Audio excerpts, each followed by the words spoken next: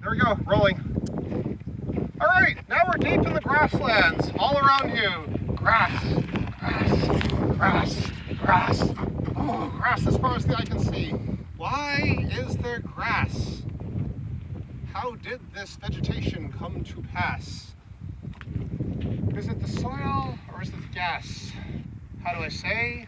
It is, my students, the presence of clay. There are certain geologic units in San Diego that are particularly clay-rich. Some of these Eocene sedimentary rocks, in particular the Friars Formation, which formed in a shallow lagoon rich in wildlife and plankton and other sort of good stuff, also has quite a bit of clay in it.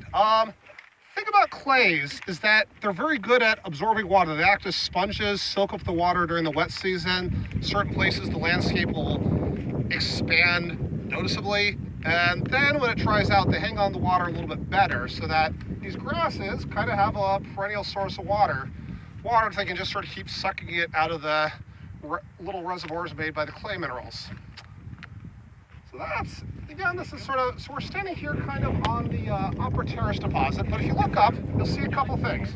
First, you'll see that beautiful little green ditch right in the foreground. There's a little piece of bush there, and you can see actually kind of a line of them. Notice how they're actually, all the green bushes, even that fennel over there, are all kind of lining up pretty nicely.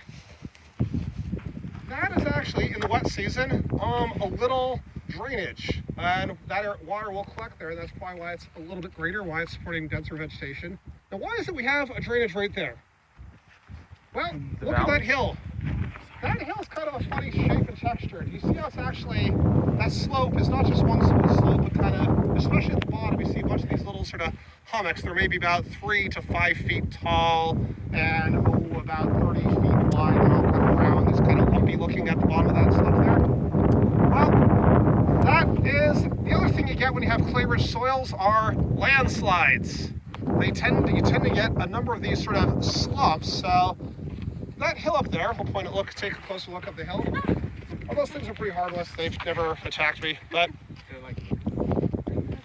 yeah, that hills. Those are some of the Eocene sedimentary units. That all those clay minerals that make this great for supporting grasses also have the effect of making the rock pretty much not very cohesive. So you add a little bit of water to it, in fact, or enough water to it, it will start to collapse on its own weight, and when it collapses in fairly spectacular fashion, leading to this hummocky terrain you see right here in the foreground. So in the next little time lapse, we're going to be climbing up the hummocky terrain and then into the Eocene aged sedimentary units.